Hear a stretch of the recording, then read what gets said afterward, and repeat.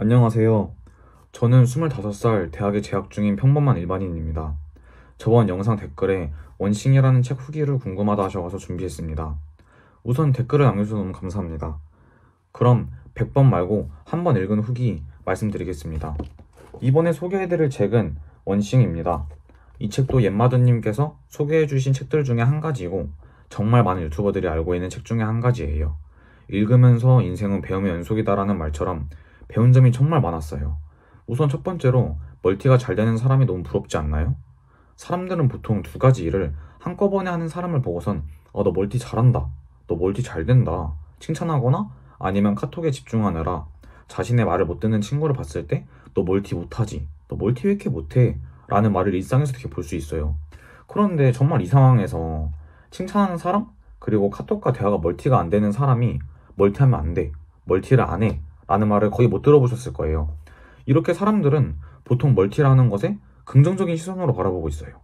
저도 이 책을 읽기 전 멀티 잘 되는 사람이 너무 부러웠고, 그 이유는 같은 시간 안에 한 가지가 아닌 두 가지, 세 가지 일하는 걸 보면서 시간을 되게 효율적으로 잘 쓴다 생각을 했었거든요.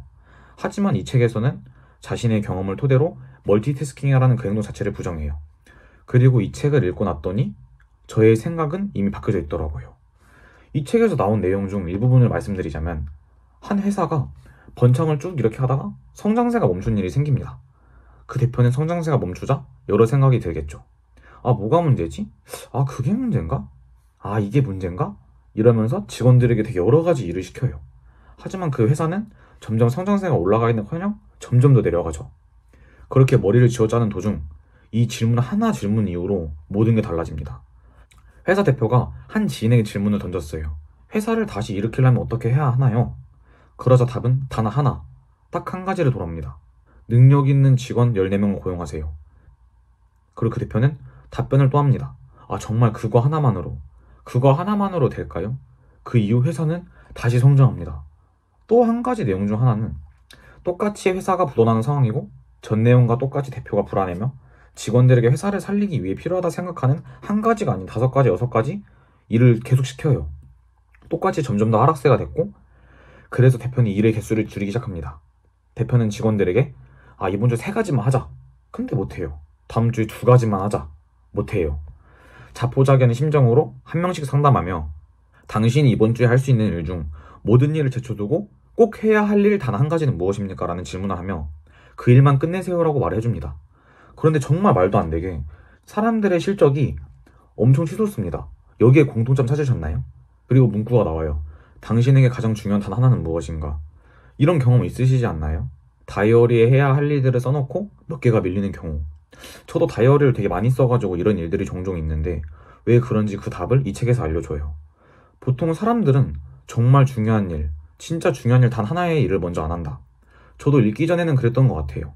예를 들어 오늘 계획이 유튜브 올리기, 헬스 가기, 머리 자르기, PC방 가기, 저녁 먹기면 그냥 아침에 일어나서 헬스 갔다가 머리 자르고 약속 갔다가 PC방 갔다가 저녁 먹고 이후에 쉬다가 유튜브를 올려야겠다. 보통 사람들은 다 이렇게 하고 다음날에 해야지 결국 미루더라고요. 하지만 성공한 사람들은 가장 중요한 일을 할 시간에 정해두고 그 시간에는 다른 활동에 방해되지 않게 환경을 만들며 그 부분에 오로지 열중하고 오로지 집중을 하면 끝낸다. 그러고 시간이 지나 성공한다. 책 내용 좀 기억나는 글귀예요. 이걸 읽고서 이 생각이 들었어요. 와, 이거구나. 와, 나도 잘해야겠다 보다는 제가 문제인 건지 간사한 건지 드는 생각이, 그러면 그 많은 일 중 정말 중요한 단 하나의 일은 어떻게 골라내지? 어떻게 알지? 이 생각부터 들더라고요. 그런데 이제 이 책의 전부, 핵심이라고 해도 모자랄 정도의 마지막 내용이 모든 걸 일깨워주고 모든 걸 실천하게 만들고 모든 걸 다 대답해주죠. 보통 사람들은 1년 목표를 잡죠.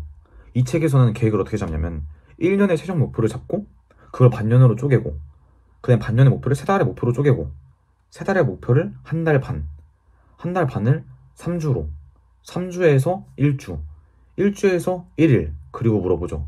오늘 해야 하는 게 뭔가요? 여기서 정말 감탄사가 나오더라고요.